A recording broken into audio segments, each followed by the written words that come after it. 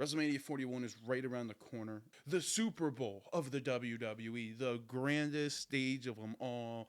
It's WrestleMania 41. The build, and again, I think coming off of the heels of one of the biggest, most controversial, one of the most hectic builds of WrestleMania, and then the actual like um making of WrestleMania 40, you kind of figured 41 would not live up to the hype because WrestleMania 40 just went down as not only one of the greatest WrestleManias of all time. Obviously, there were some lackluster moments, but overall, one of the greatest WrestleMania, especially one of the one of the greatest WrestleMania builds of all time. WrestleMania 41 has kind of been not the greatest build. It has definitely ramped up the past couple weeks. January, it was kind of looking blah. February, March, kind of crazy. The last 2-3 weeks have really ramped up WrestleMania and kind of has made it what it is now, a show that you are going to pay attention to. So basically, I want to get on here, give my predictions about a week and a half before the show, so that there's no wavering, there's no bandwagoning. These are predictions that I have been saying for weeks now. Literally every time that a match is announced, I immediately write down or say who I think is the person that's going to win. Also, want to let you know we're probably going to do our live stream for WrestleMania. I'm still kind of learning how to do it. So that's going to be something cool to look forward to. Don't know what it's going to look like. It's probably going to be awful because it's going to be the first one ever. But after WrestleMania 40, when I was yelling, screaming, crying, like literally every emotion, it was one of the best shows I can physically remember.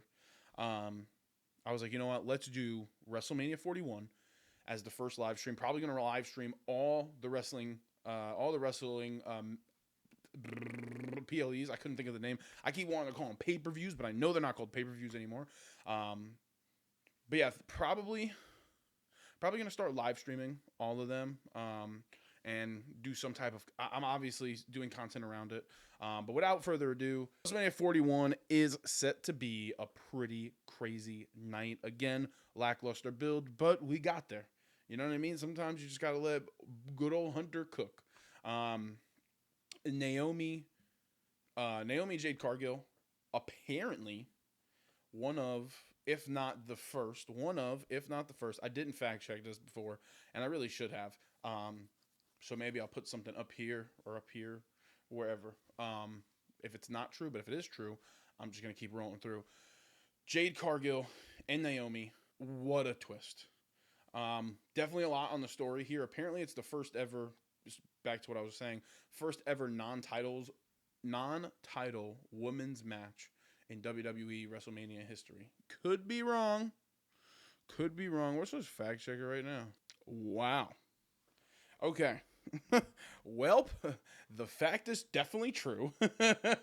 It will be the first one-on-one match, non-title women's match in WWE history. There was a match between Candice Michelle and Tori Wilson in 2006, which was WrestleMania 22, but it was not a one-on-one match. It was a Playboy pillow fight. So, gimmick match aside, it will be the first ever one-on-one non-title match between women in WrestleMania history. It's something that's super excited. Couldn't think of two better women to represent and have that honor. Jade Cargill, absolute beast, absolute legend, and Naomi playing the heel character so freaking well right now. I love Naomi, love Jade. I think they're both crushing. For the story. And again, I don't know how this is going to play out as far as if this is going to be night one and Bianca is going to be night two, or if Bianca's night one and they're night two. I think there's more to the story than Naomi attacking Jade. I do believe that. I know it's been a rumor. I do believe Bianca is a part of it in some sort of fashion. Because think about it. Your best friend gets attacked. I get it. She went on to win the Elimination Chamber, so You're not really thinking a lot about it, but your best friend just got attacked, and you don't even talk about it going forward. She briefly mentions it, and then that's it. How you reacted at the Elimination Chamber, you'd think that somebody could not get over the fact that their friend just got attacked, or that their friend just stabbed him in the back. Like you would have a personal vendetta. So I think personally, we'll get to it later. I'm just going to give a little preview. Bianca Belair, who currently is the longest reigning win streak, current active win streak, longest active win streak. I cannot talk tonight. Very late while I'm recording this. Longest active win streak at WrestleMania. I believe she's 4 or 5-0 at the moment. I think she wins the title. We'll get to that later. And she comes out. So I'm booking this as night one. Night one is the women's match, the women's title match. Bianca wins. Night 2, she comes out and confronts, attacks Jade, and turns heel. And Naomi is now with Bianca as like her bodyguard or something. I think that could be a crazy thing, or vice versa. And they turn on Naomi, beat the absolute crap out of her, and Jade is now in her corner. Something like that's going to happen. But if I'm booking it without the interference, I think Jade needs to win. The only way I can see Naomi winning is with a Bianca interference. Like I said, I think a Bianca interference and her and Naomi lining this thing up that's been planned months in advance really could turn both of them absolute heel and give Jade a really nice and well-deserved babyface run. But that's all I got to say on that one. That one's going to be that one could potentially steal the show. It's going to be a fantastic match. Both phenomenal wrestlers. Another match that I think will absolutely steal the show is L.A. Knight. Yeah. Going up against Jacob Fatu.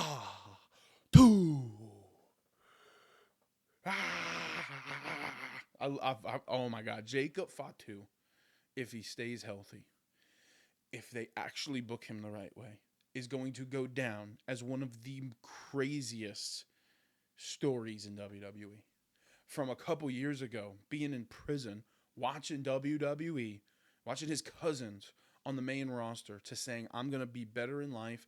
I'm going to put my head down. I'm going to grind, and I'm going to get there. I mean, dude's not even allowed in some places. Like the tours, they were talking about it on SmackDown. There's like apparently a couple countries he can't go into or something because he has like convictions on his record. I don't know. They were saying something about it. I don't know the full thing, so don't crucify me if that's wrong. But Jacob Fatu is going to walk out of WWE, out of WrestleMania, your United States champion. I think LA Knight is going to have to really, really sell for him. And I think LA Knight will put Jacob Fatu over and become that heel. There's a lot of talk of Solo coming in and interfering.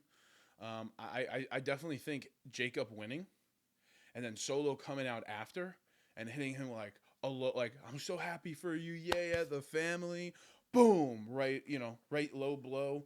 I think that could be really good to give Solo the heat and solidify Jacob Fatu's babyface run. But Jacob Fatu winning at Mania, it needs to be the plan. This match just gets me. This match really gets me. Rey Mysterio versus El Grande Americano.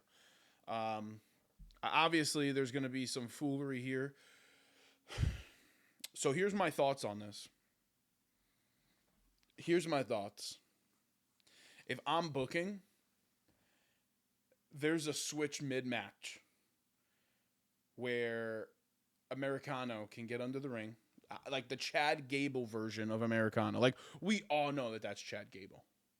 But to continue the story, it would be absolutely crazy if at some point someone in a very similar stature, that he gets under the ring, and he's like, what are you doing? Like, going for it. And, Ray's like beating him up, and then he just sneaks under the ring to do something crazy. And a switch happens. And it's this, like, you can't tell the difference. And then all of a sudden, Chad Gable, like, I don't know if they can like make it happen. I think this is completely out of the wheelhouse. But it would be really fun. It would be so funny if that person came in and the other person came out, and then Chad just walked up and started beating up Ray. But to keep this character alive, I think will do so much for Chad Gable's character.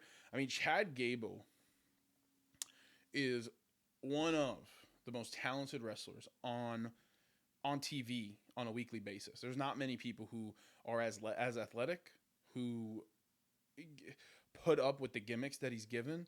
I mean, he has molded and adapted in just the past year and a half to 3, 4 different gimmicks. Like, he is really putting in the work, so it's really cool to see. I have, as much as maybe he's like not a fan favorite, I have so much love and respect for Chad Gable and all he's doing.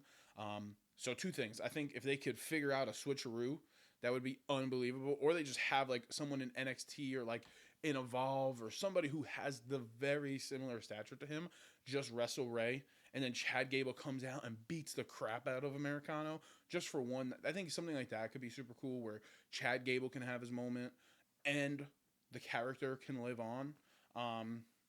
But in the other sense, I really do think that Rey Mysterio is going to unmask him, and it's going to be Chad Gable. Rey Mysterio wins because he's a freaking GOAT, but then Chad Gable also gets to have his moment in WWE. One of the craziest matches that I am so pumped up for is the four-way fatal match. The fatal four. I cannot speak tonight. I'm so sorry. The fatal four-way match, which was so weird. It got announced before they had like a segment, and like it was so weird.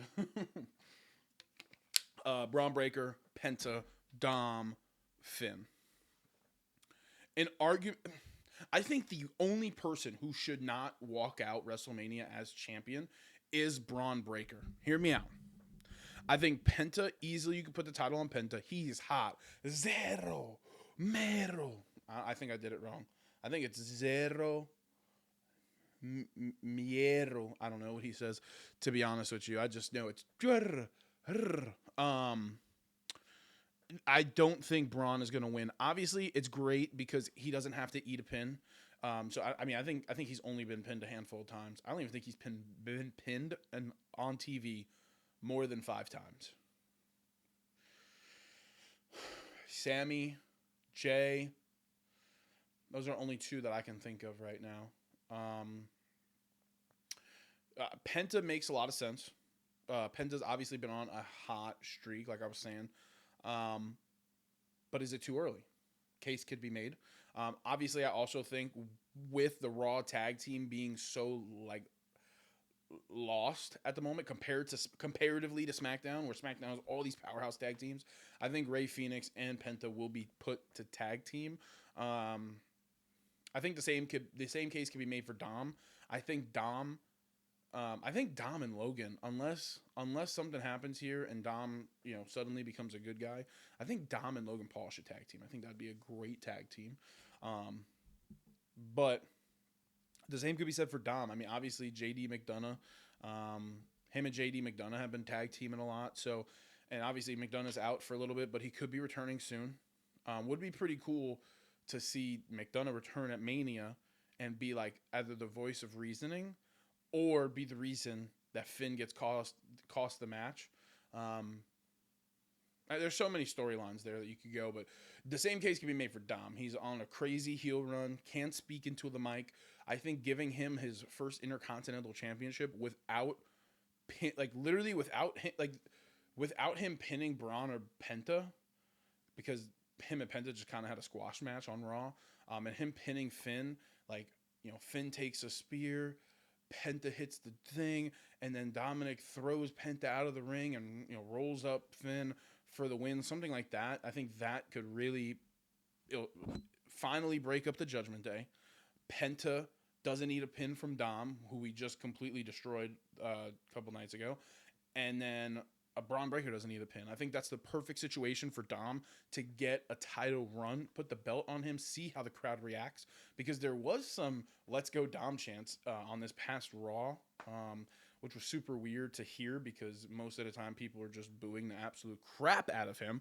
And then a case can be made for Finn Balor. Finn Balor, since coming back from his injury and doing all these different things. Obviously, you had the Demon. Obviously, you had Judgment Day, pre and post Damian Rhea. Like, his character development has been absolutely unbelievable. Um, I think there's definitely a case to be made, um, because he's someone who deserves it. I don't know if he's ever held the Intercontinental Championship. That's definitely something. I should look up my facts before I come into this, but he's he's on a roll right now. If I'm being honest with you. Sorry, I'm going through this. I do know that there is, I believe, AJ Styles and Logan Paul. I believe Logan Paul and AJ Styles is going to be on the Mania card. AJ, Logan Paul and AJ Styles are going to have a phenomenal match. Logan Paul is, a lot of people, say what you want about the guy. Say what you want. I think he's a phenomenal wrestler. He's a pure entertainer, that's for sure. Freak athlete. Obviously, you could have your opinions about him, with what he does in life and his content. But as a performer, as an entertainer, he's definitely lived up to the hype. He's definitely made serious improvement. So if that match does get confirmed and it does happen at Mania, which I'm pretty sure it's happening at Mania, I could be wrong. I think you got to give it to Logan. Build him up a little bit, get a little bit more heat. He's got to do it in a very dirty way. Also to go back, if I had to pick one out of the Fatal 4, the person I'd want to see it win the most is Dom, hands down. I think that makes the most sense, gives the most heat, and builds the most character for sure. So let's go Dom there, and then Logan Paul. Logan Paul versus AJ Styles. Now we're getting into the last 4 money matches. Okay, these matches all interchangeably, besides Tiffany and Charlotte. I think the case could be made that either of these. We got 5 matches. Wow, they don't even have the 4-way, the Fatal 4-way on here between. Well, we'll get to that in a minute. I guess we'll do those last 2. Triple threat, women's title. A couple ways you can book this. Obviously, Rhea Ripley is never going to get booed. She's always going to get cheered. You could just genuinely give it to her. Io Sky is a crowd favorite right now as well. Bianca Belair should win this match, in my opinion, and she should have one of the craziest heel turns in WWE. I mean, obviously, she's a heel now, but you kind of don't realize it because she's so beloved. It would be crazy if she did a heel turn. I think that's something that you could definitely watch out for. If her streak is undefeated, I believe it's 4 or 5, at Mania, I think they should keep that intact, make it a little bit of an attraction. I don't think a women's wrestler having a streak is something that could be, a draw. Obviously, it's Bianca Belair. She's the EST of the WWE, as she says. Definitely could be. I mean, I've said it before. I don't know what year it was. I don't know if it was 2018 or WrestleMania. There was one WrestleMania that Io and Bianca had a match. Literally one of the greatest matches I've ever seen in my life. They were all over the place. It was absolutely incredible. I don't remember what pay-per-view. I could have sworn it was a WrestleMania, but it could have just been like a regular PLE. My least favorite match. Bianca winning. Turning heel would be crazy. Her turning heel in like a Stone Cold Bret Hart type of way. Shout out to those guys for getting inducted into the Hall of Fame. We're going to talk about that on All the Things I Love coming out later this week. Her turning heel would be absolutely insane. Again, but there's a case for every one of those women to win. I think Bianca makes the most sense. But you're going to get a pop or reaction of some sort, regardless of who wins. My least favorite match of this whole entire weekend, Tiffany Stratton, Charlotte Flair. I want to say this in a very polite way. I think Charlotte Flair is completely overrated. I'll let that sit in for a minute. I think Charlotte Flair is completely overrated. I don't think she's I get it. She's a phenomenal performer. She's a great athlete. Completely overrated, in my opinion. There are so many other people you could have made a case for to win the Royal Rumble. Could have had her win the Elimination Chamber because I feel like the Elimination Chamber is not as big of a deal, but like whatever. It's one of those things where it's like she came in and kind of just got whatever she wanted, and you know, to each their own. But I personally don't like it. Tiffy has to win. I mean, it makes no sense to drop the title. Tiffy is hot. Like right now, she's on a hot streak. Like she's literally so far this year. It's one of the best moments of WWE. Tiffany Stratton cashing in on Nia Jax is unbelievable. It was viral.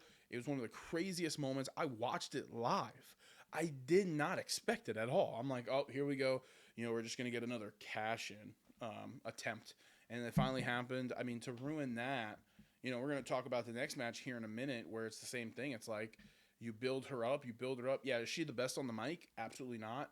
Obviously, she has a lot of improvement to make on the mic, but that stuff comes over time. She's super young. She's what, like in her early 20s, late 20s? Super young. A lot of the other superstars back in the day sucked on the mic. And what do? Repetition, repetition, repetition, repetition, repetition, and you just get better. That's literally how it works. So I think them dropping it to Flair makes no sense unless Flair is like planning to retire in the next couple of years and you're just trying to drop the title to her as many times as possible so she can break Cena's record because he's going to win tonight. But still stupid. I don't think they should drop it to Flair. I think Tiffany Stratton, deserves to win. You know, get out of the shadow of Flair. You know, they can do this again at Backlash and run it back and, you know, have her drop it then. But I think Tiffany deserves a win. Charlotte's gotten so many wins at WrestleMania. Let Tiffy get it. It's Tiffy time. Okay? It's Tiffy time. Speaking of if they lose, it's a wasted run. Jey Uso. Huh. Yeet. The hottest star in WWE at the moment. Yeet. The guy is a bona fide star. Yeet. Unbelievable on the mic. Yeet. Unbelievable in the ring. Yeet. But it would be worth absolutely nothing if he didn't win the championship. This run has been incredible. He's literally had a rocket strapped to his back. He has been full steam ahead. The crowd's behind him. He finally got over on Gunther this past week. It was an unbelievable promo. One of the best promos ever. And I hate that he doesn't get the main event spot of WrestleMania. I think it's so stupid. You have to understand, the minute you put family involved in the storyline, any of the Samoans, they go crazy. It gets 10 times better. What was Roman Reigns before the tribal chief, before the bloodline story? He was the big dog. Yeah, he had a belt on him, but he wasn't anything impressive. He was another mid superstar that they just saw a lot in, but did nothing about it. They booked him awful. But what happened? You brought him back. You put him with family. And look, you have 4 or 5 of the best years of WWE content and one of the best storylines of all time. So you had Jimmy there. You didn't have to announce. And I get it for the story for the next match we're going to talk about, the triple threat between Seth, CM Punk, and Roman. It builds to the story. It adds. It's the favor. I get it. But y'all should have let Jey Uso at least attempted to cook. You know, maybe it pushed it back another week or two. Like the minute family gets involved with any bloodline family member story, it just cooks. Jimmy Uso getting involved and pushing his brother to that limit to take the beating he did from Gunther adds so much to this story. I think it's going to be an underrated match. As much as I very much dislike Gunther, if you've ever seen any of my analysis of WWE, if you've ever seen any of my WWE content that talks or is related to Gunther, you know how much I dislike him.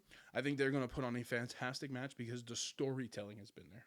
This might honestly be, for each of them, one of their best opponents in recent memory. All that to say, I hope and I think it's going to be one hell of a match. But Jey Uso will walk out of WWE. I keep saying WWE instead of WrestleMania. Will walk out of WrestleMania as the World Heavyweight Champion. You could yeet that to the bank. The match that took that one from being a bona fide main event. You got CM Punk versus Seth Rollins versus Roman Reigns.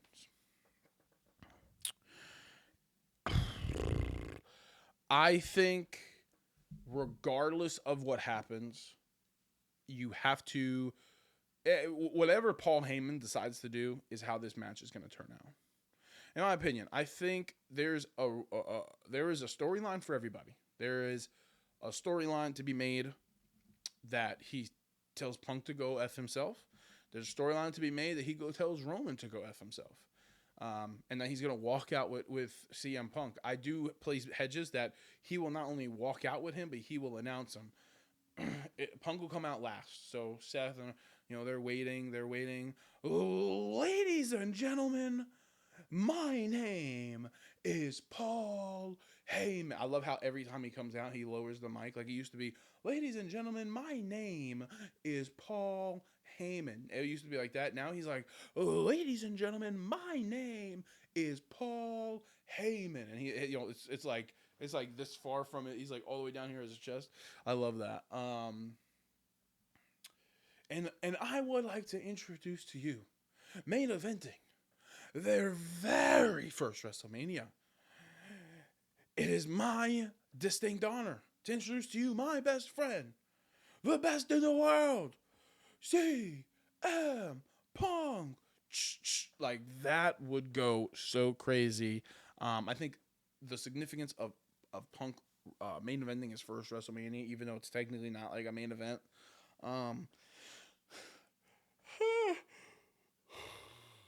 But he's main eventing night one. Totally get it.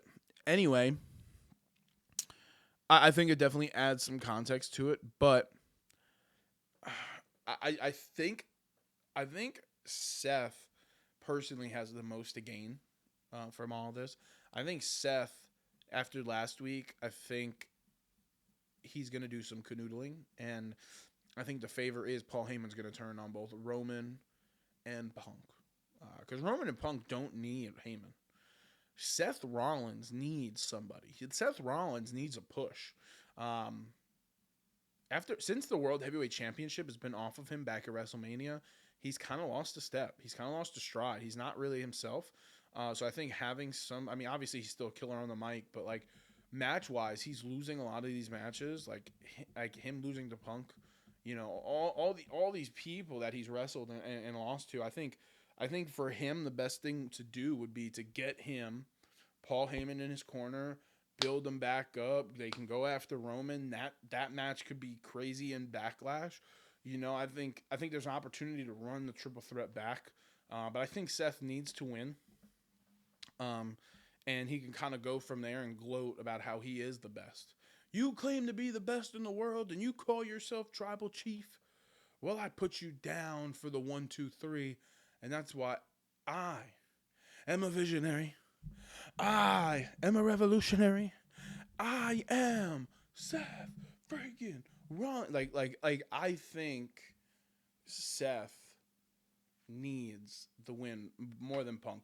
Punk's been on an absolute tear, I mind you. The past 6 to 8 months, Punk has been one of the hottest stars in WWE. The argument could be made that Roman needs a push. But he just literally ended a 5-year run where he did not lose very many times. You could probably, I don't even think you can count on one hand. And all those times that he's lost has been in 2024. So there's definitely an argument to be made there. But I think Seth Rollins needs to win this. And then my absolute favorite match, the greatest match of the night. I apologize as I look at my phone. The greatest match of the night for the undisputed WWE Championship. If you followed along for any of my WWE content, you guys know how big of a Cena fan I am. You guys understand that this is not about my fandom. This is about what's best for the company. Yes, Cena's here till December. But Cena needs to win now. God forbid an injury happens. God forbid something out of the blue comes up. where he's unable to fully finish his year out. An amazing movie offer that starts filming. There could be any untangible things that are just out of his control. I think, and I've said this multiple times, you need to put the belt on Cena as soon as possible. Have him win a championship, slowly have him realize what he's done, maybe even potentially have him drop it the next month to Orton, because Backlash is in St. Louis, Missouri. Or the argument could be made, if Cena does lose, have it be a triple threat match, Cena, Orton, Cody. But I personally think that as much as I love Cody and what he's done to his character, he's built up an attraction about himself. The fans love him. I think Cena needs to win this one. I don't think there's a doubt in my mind. We're going Cena all the way. If you're not with Cena, you could skedaddle. I love heel Cena. I think it's been cinematic. I really just wish that they would just let Cena go at him. I wish they would let Cena cook him. I really do. I wish they would just kind of let them both go back and forth, back and forth, back and forth.